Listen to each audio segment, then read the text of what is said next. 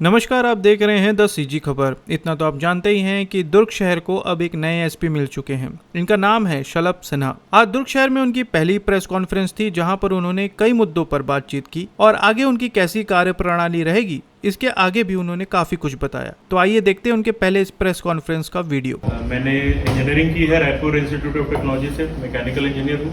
कुछ साल मैं बाल्को में भी जॉब किया मैंने एज ए मैकेनिकल इंजीनियर। उसके बाद आईपीएस में 2014 बैच में मैं सेलेक्ट हुआ। सिलेक्शन के बाद दुर्ग मेरा पहला प्रोबेशन का ज़िला है। मेरी जो ट्रेनिंग है फील्ड की वो यहीं से शुरू हुई थी। यहाँ 6 महीने रहने के बाद फिर सीएसपी कोतवाली बिलासपुर के तौर पे मेरी पदस्थापना हुई। वहाँ लगभग 15 महीने मैंने सेवाएं दी। वहाँ 15 महीने रहने के बाद फिर एडिशनल एसपी सुकमा के तौर पे मेरी पदस्थापना हुई थी। एडिशनल एसपी सुकमा के तौर पे लगभग 1.5 साल और फिर वहीं पे एसपी सुकमा के तौर पे लगभग 1.5 साल मैंने सेवाएं दी। फिर वहाँ से मेरा तबादला कवर्धा एसपी के तौर पे हुआ। कवर्धा में लगभग 8 महीने में रहा। फिर उसके बाद कांकेर में लगभग 22.5 महीने रहने के बाद आज दुर्ग में मैंने पदभार ग्रहण किया है और दुर्ग में मुझे काम करने का मौका मिला है। दुर्ग छत्तीसगढ़ का सबसे महत्वपूर्ण ज़िला है। रायपुर दुर्ग काफ़ी बड़े ज़िले हैं और यहाँ पे जनसंख्या के हिसाब से भी और जो वीआईपी मूवमेंट है, जो वीआईपीज़ यहाँ पे कंस्टिट्यूंसी उनके हिसाब से भी बहुत महत्वपूर्ण ज़िला है। यहाँ पे क्राइम और अन्य इश्यूज़, लॉ एंड ऑर्डर के भी जो इश्यूज़ हैं, तो इसके हिसाब से मुझे काफ़ी महत्वपूर्ण जिम्मेदारी मिली है और मैं उम्मीद करता हूँ कि अपनी टीम के साथ, अपनी टीम के सहयोग से और आप सबके सहयोग से अच्छा काम यहाँ पर कर पाऊँगा। अच्छा रिजल्ट यहाँ पर हम लोग दे पाएंगे और जो भी लोगों की समस्या है, क्योंकि आप मीडिया हैं, आप लोगों की समस्या हम तक पहुँचा सकते हैं, तो मैं आप लोगों से भी रिक्वेस्ट करूँगा लोगों की जो भी समस्याएं आप तक पहुँची, जो हम तक नहीं पहुँच पा रही हैं, या कोई ऐसी चीज़ें जो आप हमारे ध्यान में लाना चाहेंगे वो समय समय पर लाते रहें। हम पूरा प्रयास करेंगे कि हम त्वरित कार्रवाई करें, त्वरित रिस्पांस दें और बीच बीच में आप लोगों से मुलाकात भी होती रहेगी। आज क्योंकि परिचय का बैठक है तो एक बार आप लोग भी अपना परिचय दे दें। मैं अभी नया हूँ, सब एक बार में सबके नाम तो याद नहीं होंगे लेकिन समय समय पे हम लोग मिलते रहेंगे तो धीरे धीरे नाम याद हो जाएंगे। और फिर मैं वही कहूँगा कि कभी भी कोई भी ऐसी समस्या जो आपको लगता है हम तक पहुँचानी आवश्यक है या हम तक नहीं पहुँच पाई है, या अगर पहुँची भी है तो उस तरीके का रिस्पांस नहीं मिल पा रहा है जैसा होना चाहिए, तो आप मेरे संज्ञान में ला सकते हैं। सर, अभी तक आपने कांकेर में, कोरबा में और भी बहुत सारी जगहों पे सेवाएं दी हैं। तो कोरबा में मैं मतलब पुलिस में नहीं था, मैं वहाँ बाल्को में था और उससे पहले मेरी पढ़ाई हुई थी कोरबा में। बिलासपुर, सुकमा, कांकेर और कवर्धा। भिलाई से किस तरह की कनेक्टिविटी रहेगी आपकी? भिलाई, मेरे जो नाना जी हैं वो नंदिनी माइंस में कार्यरत थे, तो मेरी मदर का बचपन यही भिलाई मतलब नंदिनी में बीता था और इस वजह से हम लोग हमेशा नंदिनी आना जाना होता रहता था। और फिर दूसरा जो मैंने बताया आपको, मेरी ट्रेनिंग की शुरुआत भी यहीं से हुई थी। तो शुरू के जो फील्ड के 6 महीने हैं, जो बेसिक जो प्रैक्टिकल जो लर्निंग है वो यहीं से हुई थी। तो और मुझे लगता है उस समय मेरे एसपी मयंक श्रीवास्तव सर थे, बाद में अमरीश मिश्रा सर आए थे, तो उन लोगों के गाइडेंस में काफ़ी अच्छा मौका मिला काम करने का। यहाँ पे हर तरीके की चीज़ें देख, मतलब क्राइम भी हमने देखी, लॉ एंड ऑर्डर सिचुएशंस भी देखा और क्योंकि क्राइम ब्रांच के साथ भी कुछ दिन था मैं, तो जो अवैध गतिविधियाँ होती है उस पर भी हम लोगों ने काफ़ी काम किया था, तो एक अच्छा एक्सपोजर मिला यहाँ पे मुझे पुलिस का। सर, अगर अभी रेगुलर क्राइम जो पहले ज़माने में होता था सर, 1 महीने 1.5 महीने में कोई खूनी पकड़ाता था, कोई आरोपी पकड़ाता था, चोर पकड़ाते थे। अभी तो सर स्पेशल टीम है दुर्ग जिले में सर और काफ़ी अच्छा काम भी कर रही है, मतलब कि बधाई के पात्र हैं वो अधिकारी जो काम कर रहे हैं। मैं नाम लूँगा तो सर वो पक्षपात हो जाएगा। तो सर इसमें अभी रेगुलरली एक प्रयास चल रहा है कि साइबर क्राइम को लेकर और खासकर जो दूसरे दीगर क्राइम है उसमें जो सीसीटीवी फुटेजेस हैं और भी बाकी चीज़ें हैं, ट्रेस करना, एड्रेस, तो इस पे इम्प्लीमेंट बड़ा फास्ट हो रहा है दुर्ग जिले में सर, पहले की अपेक्षा। पहले हम लोग सब 10-10, 15-15 दिन इंतजार करते थे कि अब आरोपी, हम लोग को लिखने का भी बड़ा मौका मिलता था कि अब तक पुलिस के हाथ बैरंग हैं, खाली रहे, ये हो गया वो हो गया, लेकिन अब सर वो लिखने का मौका नहीं मिलता अगले घंटे अपडेट आ जाता है कि 2 पकड़े गए, पूछताछ जारी है। सर इसको इम्प्रूव करने के लिए क्या सोचते हैं सर, इसको और किस तरह से इम्प्रूव किया जा सकता है? क्योंकि आप नक्सली क्षेत्र में भी रहें, शहरी इलाकों में भी रहें और दुर्ग जिला चूँकि वीआईपी जिला है, विधायक मंत्रियों का निवास आवास सब है यहाँ पे, सर उसको किस नज़र से देखते हैं और कैसा कुछ प्रणाली रही है? सबसे पहले तो धन्यवाद, आपने दुर्ग पुलिस की तारीफ की कि हमारा रिस्पांस अच्छा है। मैं चाहूँगा कि ये बरकरार रहे बल्कि और बेहतर हो सके। एक जो मेजर डिफरेंस आया है पिछले कुछ सालों में वो यह है कि टेक्नोलॉजी पे हमारी जो डिपेंडेंस है वो थोड़ी बढ़ी है और टेक्नोलॉजी की अवेलेबिलिटी भी बढ़ी है।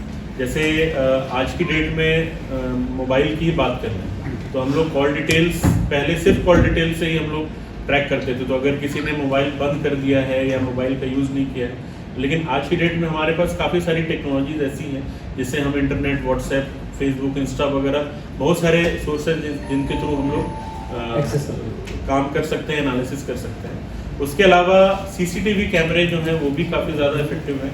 मतलब आजकल लोगों के अंदर जागरूकता हो गई है तो कई लोग अपने घरों में भी लगा रहे हैं। इनफैक्ट मैं आपके माध्यम से ये अपील भी करूँगा यहाँ के लोगों से भी और जो कुछ कमर्शियल मतलब व्यापारी संघ वगैरह होंगे कि वो आगे बढ़कर आगे आएँ और अपने अपने इलाके में, अपने अपने क्षेत्र में सीसीटीवी का कवरेज बढ़ाने में हमारी मदद करें।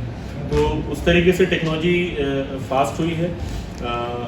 सुविधाएं मतलब जो रिसोर्सेज भी पहले से काफ़ी बेहतर हुई, तो उसके कारण हमारा जो रिस्पॉन्स है वो बेहतर हुआ है और इसी कड़ी में काम चल ही रहा है। आज की डेट में हम लोगों के पास में बहुत सारे एग्जाम्पल्स मौजूद हैं कि हम बाहर के लोगों को भी देखते हैं कि वहाँ पुलिसिंग में क्या बेहतर इनोवेशंस हो रहे हैं, बड़े शहरों में क्या हो रहे हैं और उसको इम्प्लीमेंट करने का प्रयास करते हैं। दुर्ग तो ऑलरेडी काफ़ी मतलब साइबर क्राइम की बात करें या अन्य क्राइम की बात करें तो पहले से ही काफ़ी यहाँ पे एडवांस्ड काम हो रहा है। हम छोटे ज़िलों में जैसे सुकमा की बात करें, कांकेर की बात करें, सुकमा में मैंने खुद ही जब मैं था तो एक डेडिकेटेड हमने साइबर सेल वहाँ पे बनाया था। ऑल्दो क्राइम शुरू ही हो रहा था लेकिन अभी से बना के रखने से एक लोगों की आदत पड़ जाती है। तो हम यहाँ के एग्जाम्पल लेकर के दूसरे ज़िलों में ये कर रहे हैं, काम कर रहे हैं। तो इसी तरीके से हम लोग नई नई चीज़ें सीखते रहेंगे, टेक्नोलॉजी अडॉप्ट करते रहेंगे और लोगों का सहयोग मिलता रहेगा। बट फिर भी मैं मानता हूँ कि बेसिक पुलिसिंग भी बहुत इंपॉर्टेंट है, जरूरी। अगर हमारा फील्ड में हमारी प्रेजेंस है, हमारी विजिबिलिटी है और हमारा सूचना तंत्र मजबूत है तो सबसे ज़्यादा फायदा तो उसी को मिलता है। सर आपकी प्रायोरिटीज क्या रहेगी सर दुर्ग जिले में? मैं देख नहीं पाया। हाँ, दुर्ग जिला जैसा अभी बात हो रही थी कि यहाँ सारे कंपोनेंट्स हैं तो अगेन मैं वही बोलूँगा, बेसिक पुलिसिंग तो जो सबसे इम्पोर्टेंट है वो रहेगी ही रहेगी। विजिबल पुलिसिंग कि मतलब हमारी विजिबिलिटी नज़र आए, चाहे वो पेट्रोलिंग के माध्यम से हो, चाहे वो बीट सिस्टम के माध्यम से हो, चाहे सोशल मीडिया के माध्यम से। आजकल सोशल मीडिया भी बहुत बड़ा टूल है तो विजिबिलिटी हम अपनी बढ़ाएंगे ही बढ़ाएंगे। क्राइम प्रिवेंशन डिटेक्शन के फील्ड पे हम लोग जो भी टेक्नोलॉजी का सहारा लेकर के और अपने सूचना तंत्र से भी प्रयास करेंगे कि क्राइम को प्रिवेंट करें और अगर क्राइम हुआ है तो उसको डिटेक्ट करने का प्रयास करें। साथ साथ क्योंकि अब आगामी कुछ महीनों में चुनाव भी होने हैं तो यहाँ पे वीआईपी मूवमेंट भी बढ़ेगा, कानून व्यवस्था की भी स्थितियाँ बनेंगी। तो इस तरीके से अपने रिसोर्सेज का इस्तेमाल करना है कि कोई भी स्थिति जो हो उससे हम आराम से निपट सकते। सर महादेव ऑनलाइन सट्टा पैनल का जो टॉपिक है काफ़ी चैलेंजिंग रहा, कोई भी उसको अभी उसके शीर्ष पायदान तक पहुंच नहीं पाया, तो उसको कैसे आप लेंगे और किस तरीके से उस फाइल पर काम करेंगे सर? महादेव ऐप पे क्योंकि मैं जब कांकेर में था तो हमेशा मीडिया में आप लोगों के माध्यम से देखता था कि दुर्ग भिलाई में बहुत अच्छा काम हुआ है, रायपुर में भी काम अच्छा हुआ है। इनफैक्ट कांकेर में भी हम लोगों ने इस साल महादेव ऐप के कुछ लोगों को पकड़ा था। तो अब वो क्या है, बड़े लेयर्स, अलग अलग लेयर्स में उसमें काम चलता है। तो अभी हम लोग तो उसी लेवल तक पहुंच रहे हैं, मतलब जहां तक अभी हमारी रीच है। अब इसके आगे हम लोग प्रयास करेंगे कि अगर दूसरी एजेंसीज की भी मदद इसमें लेनी पड़े, बाहरी स्टेट्स की भी अगर मदद लेनी पड़े, तो जहां तक हम लोग संभव हम हर संभव प्रयास करेंगे और कोशिश करेंगे कि ये जो रैकेट है इसका बढ़ना होगा। जिस प्रकार से एक सवाल मेरा है, जिस प्रकार से डॉक्टर अभिषेक साहब थे, उनके आने के बाद दुर्ग पुलिस की जो छवि थी अपने कार्यों के लिए देश में विदेश में भी लोग जाने लगे। तो आप क्या आने के बाद क्या पैटर्न रहेगा? क्या ये पैटर्न पूरी तरह से वाइंड अप हो जाएगा या फिर उसमें कंटिन्यू आप करेंगे? वाइंड अप करने का कोई सवाल ही नहीं। जब आप खुद ही बोल रहे हैं कि उस पैटर्न से देश विदेश में नाम हुआ तो फिर देखिए, मैं इस चीज़ को इस चीज़ में नहीं मानता हूँ कि पिछले ने जो किया वो गलत किया और मैं जो करूँगा वो सही करूँगा। मैं पिछले जितने भी यहाँ के पुलिस अधीक्षक रहे होंगे या जितने भी यहाँ के पुलिस अधिकारी रहे होंगे, उन्होंने जो भी अच्छे काम किए हैं मैं उन सब से सीख लेकर के आगे बढ़ूंगा, और अगर कहीं पे कोई कमियां रह गई हैं तो उसको भी प्रयास करेंगे कि बेहतर सुधार किया जा सके। सर पूछने का मतलब ये था कि बार बार जो प्रेस कॉन्फ्रेंस किया जाता था, तो वैसे आप भी करेंगे या फिर पैटर्न चेंज हो जाएगा? जब जब हमको सफलता मिलेगी प्रेस कॉन्फ्रेंस करेंगे क्योंकि हमारा जो काम है वो आप लोगों के माध्यम से हाईलाइट होता है। Okay sir. सर इंजीनियरिंग से आप पुलिस में आए हैं, कैसे मतलब पुलिस में आने का ख्याल मन में कैसे आया? अब बेसिकली इंजीनियरिंग करने के बाद जैसा मैंने बताया मैकेनिकल इंजीनियर के तौर पे मैं काम कर रहा था, और स्पेसिफिकली पुलिस नहीं, सिविल सेवा की जो परीक्षा है यूपीएससी की परीक्षा देने की इच्छा जाहिर हुई।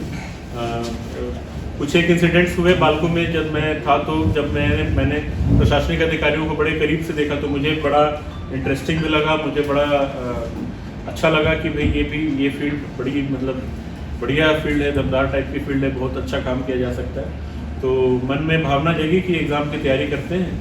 तो नौकरी मैंने जॉब से इस्तीफ़ा दिया और फिर मैं तैयारी करना मैंने चालू किया, और फिर चौथे प्रयास में मुझे सफलता मिली, और सफलता मिली तो रैंक जो मिली उसके हिसाब से मुझे आईपीएस मिल रहा था, और मतलब मैंने खुशी खुशी आईपीएस की जॉब ज्वाइन की।